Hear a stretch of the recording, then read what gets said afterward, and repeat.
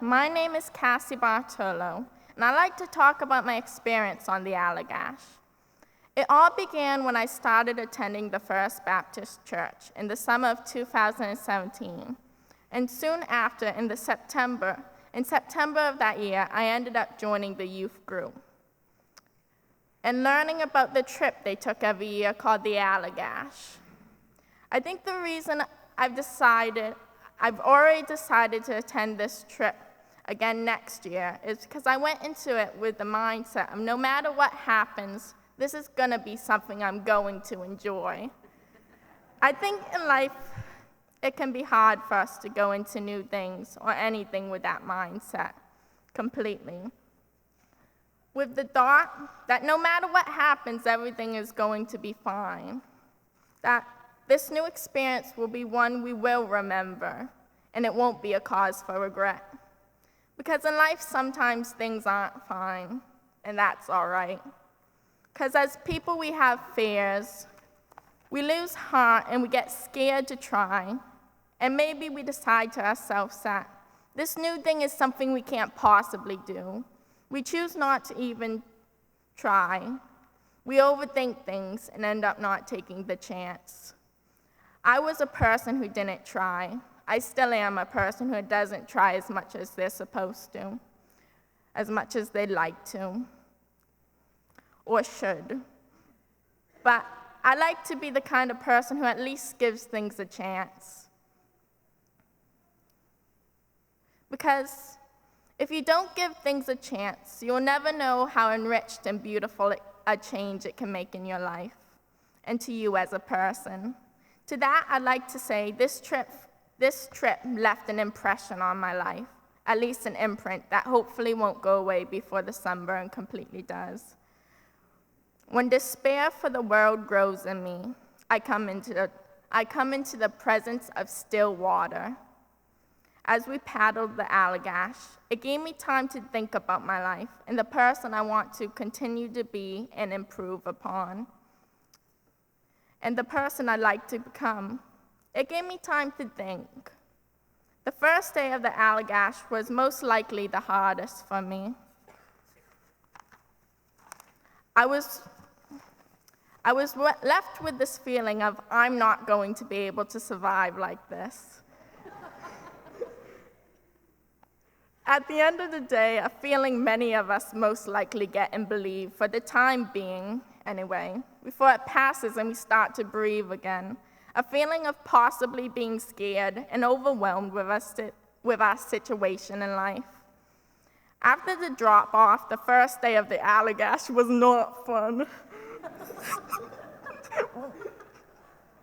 Well, it wasn't not fun. It was just the beginning. The beginning of anything is always difficult to get around and deal with, because you're stuck with something new, an experience you never had before and don't know instinctively how to deal with. And that's hard. But it's all right, because in the end, nothing is really ever as hard as we like to believe it is. But we like to tell ourselves it's a million times more difficult than we believe, so we don't feel like we have to try as hard. And so we don't have to face the things we're afraid of. The first day of the Allagash was difficult, but enjoyable. And that's also a good description for life. It's difficult, but there's so much to enjoy about it. I come into the peace of wild things who do not tax their lives with forethought of grief. You can spend your life overthinking and agonizing over the little things in life, like not knowing where or when to start, or if you can, or even if you'll take that step to begin, or about the simple mistakes you made in your past that you're unable to let yourself forget, when you could be doing so much more for yourself and others. On the Allagash, it's not only about you, it's about the people you spend your time with. It's about everyone coming together to get the stuff that needs to get done, so we can enjoy ourselves and enjoy others. So we can enjoy ourselves and You can enjoy your time and enjoy the people you don't really know and get to know them at least a little bit better. And having the time, the Allagash is a trip that brings people together. It's more than a canoe camp, which I like to call it throughout the trip. It's more like a family. One of our advisors, Kara, pointed out, we help each other not because we have to, but more because we want to, because we're more like friends than just campers. We are friends. We help each other not because it's something we have to do, but we know it's easier to get things done if we work together. Because hardly anything in life is done alone. We might not always get along, but nobody always does. Not all of the time, and that's fine. I started this talking about the first day, the hardest day for me. And now I will end this by talking about the last day, the day we all eventually got home. For me, I was in disbelief at how long yet short this trip felt. At the same time, the trials were challenging, but the benefits outweighed them 100%, at least in my opinion. In my mind, the paddle to the end felt unbelievably short and painless compared to the days before. There was nothing left to lose.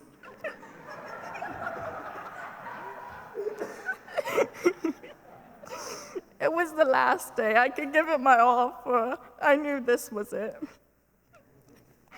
I'm still in disbelief that I'm actually home and that the Allagash began and ended so quickly.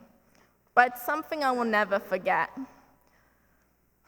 And for a short time, I rested in the grace of the world, and I was free. Thank you.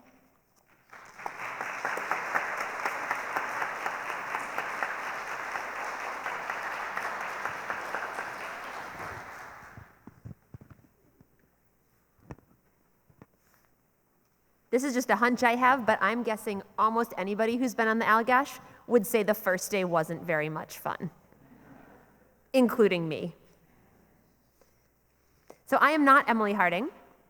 Emily was on the trip for the first week of the Allagash this year. She is also working as a nurse right now and could not get this day off. She's actually working helping people right now at the hospital. But I was the sort of other half of Emily on this year's trip. I was there for the second week of the Allagash and switched in for Emily. So Maddie, who did Step Sitters, was her canoe partner the first week, and then we swapped after the rapids that you saw Adam and Lydia run creatively, flipping around. And Maddie and I continued on for the second week. So I'm going to share with you the words that Emily wrote about her experience of going on the trip as one of the leaders for the first week. And I do just want to pause here and acknowledge and thank to all of our drivers who got us to and from the Allagash safely.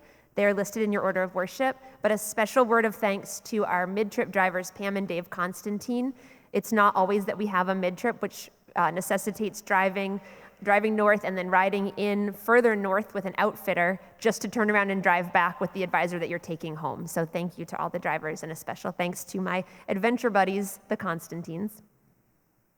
So here are Emily's words. This year, the 2018 Allagash was my first year advising the trip. I have been once before, 6 years ago. The trip that I went on back in 2012, my first and only trip as a youth, is known as Fem Trip because it was all girls except for Reese, who was one of the advisors. And we further named the trip Where Everything Broke Except Our Spirits. You heard about that trip in 2012, but just to refresh everyone's memory, that trip for me was the one where I pulled a muscle going upstream. Then my canoe partner, Reese, and I sunk on Chamberlain Lake and were rescued by a seaplane after our canoe smashed into a rock. Then I got water in my ears after jumping off the bridge. Then I got 7 leeches on me at one time. And I tore my ankle so badly playing catch at one of the campsites that I needed surgery upon returning. But it's still one of the most memorable and fond memories I have from from fellowship as a youth. I don't know if that reflects positively on the rest of fellowship. After all that, though, I'm sure you can imagine the second thoughts that I was beginning to have about going on this year's trip. Not only was I concerned about facing Chamberlain Lake again, but was also nervous about advising for the first time in the wilderness, where there are no cell phones, no contact to home, limited emergency equipment, and ranger stations not incredibly close by to every spot.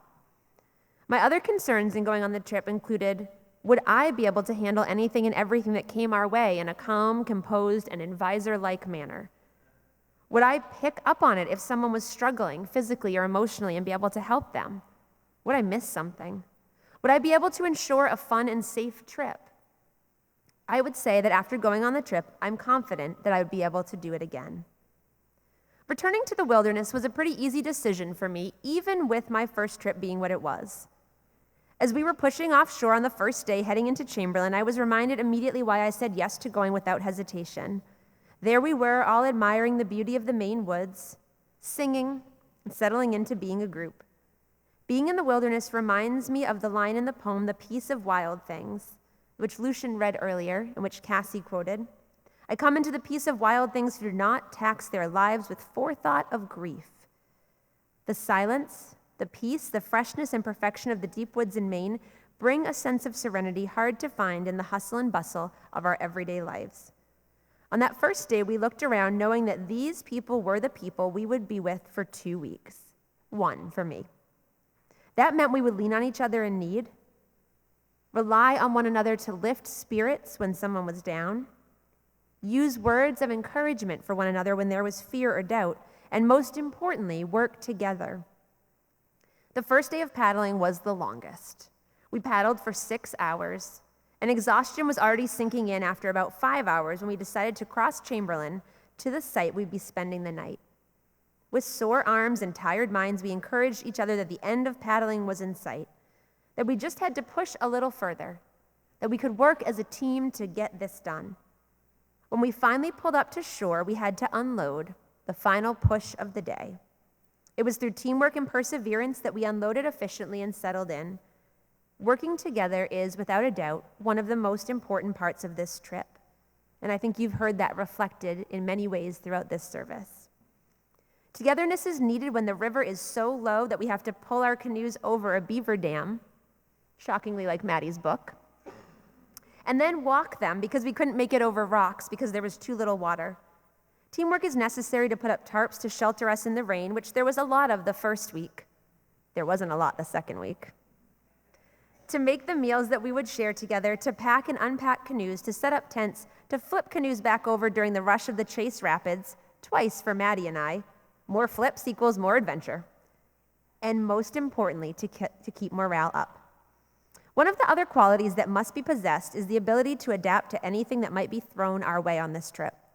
We had plans for which campsites we wanted to stop at, but we had to be ready always for the possibility a campsite would be full, which would mean we would have to paddle to the next one and hope for an open site.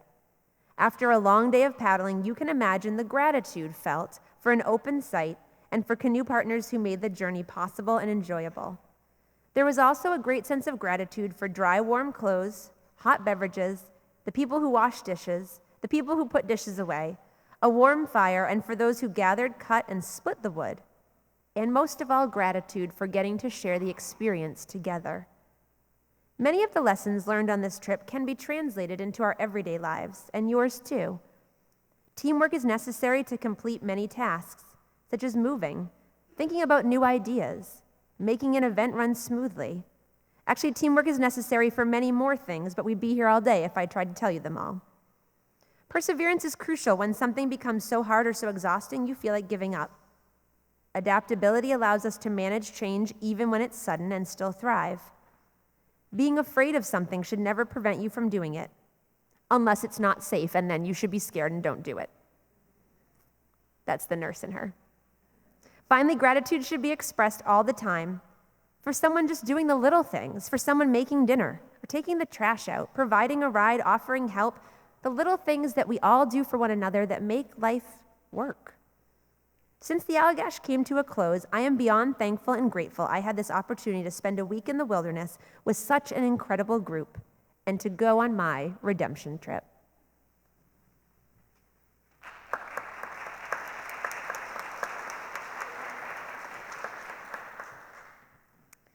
Good morning. Prior to going on the Allagash this year, I knew that I was going to write something for Allagash Sunday. I have written many things before to speak in front of various groups of people, but this year, when I started to write my reflection, I didn't know what to write.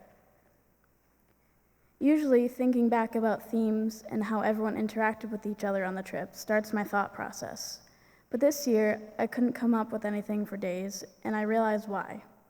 I'm a graduating senior this year off to college in Maine starting the fall. Since I graduated high school, that also meant that I graduated fellowship, per se, and I'm going to move on to the next chapter of my life soon. The whole fellowship atmosphere on and off the Allagash Waterway is something not everyone gets to experience. The programs, events, trips, everything in fellowship is always about spending time with an amazing group of people and learning how to better yourself and/or the community. Part of the reason why I didn't know what to write about for today was because looking back on my experiences in fellowship, especially on the Allagash, a lot of great friendships and fun memories were made, and I'm not ready to leave fellowship yet, as a student at least. Fellowship is another family to me, and I think that's why we all work so well together on and off the waterway. We all know how to work as a team and help each other out when in need. Everyone has miscommunications or differences of opinion sometimes. But on the Allagash, despite all of our flaws and mistakes we make, we love each other regardless and love each other more than we dislike each other, and that's what brings us closer together. As a group, we learned how to get over all of that in order to get things done. This year on the Allagash, I think especially brought us all closer together because we were all trying to figure things out. Some things were new for a few of us, we were all trying to adjust to things constantly changing, or when we had to solve problems that came up as we went along. We had 3 people backing who had never backed on the Allagash before, 2 people who had never gone down Chase Rapids before. We switched out Emily for Julie at the beginning of the second week. We had to leave one site we planned on laying over at because of the amount of groups that were also traveling on the waterway. Another group's canoe flipped over on a river one time and they needed help. The weather, of course, was always changing and sometimes challenging. And just in general this year, the water level, as you heard, was really low. So we all had to get out and pull our canoes along the rivers multiple times. But despite a variety of things changing or problems that occurred, everyone worked together as a unit to make things happen. Also, the group overall had a really positive mindset through everything, which helped us have a lot of fun throughout the whole trip. Like when climbing on the trains, meeting new people we came across at a campsite or canoeing, seeing moose and other wildlife, getting to swim or be in the water almost every day, especially swimming at Allagash Falls, playing games during Labor Days or downtime, using sparklers on the 4th of July, and many more things from getting to spend time with each other on the waterway or at campsites. Yes, the Allagash is a lot of hard work, but our hard work pays off because a trip is also about adventures and having fun in between all that hard work. On the last night at the site West Twin Brook, the pickup drivers came and dropped off dinner and lots of other things, and took all of our gear that we didn't need anymore for the rest of the trip. The last night is also when we present our canoe partner gifts, and we also do communion, where we look back on the trip and give thanks to the people in the group. The bread in communion represents new friendships or new experiences you had with people, and the juice represents friendships you've had that you're thankful for, you got to know someone better, or just to express gratitude that you haven't been able to share yet. Making and giving canoe partner gifts and doing communion is something that happens on the trip every year. But like fellowship, the trip changes every year, the group changes every year, with new people coming and other people leaving, and people change every year.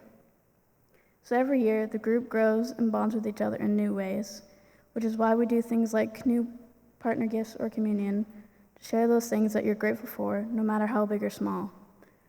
So as I leave the group to go on to the next part of my life, I will take with me the memories, lessons, and friendships that I have made in fellowship, and I will forever always be thankful for the amazing people who I've spent time with and had great times with on and off the Allagash Waterway. Life is always changing, and that's why there's always something to be thankful or grateful for. Thank you.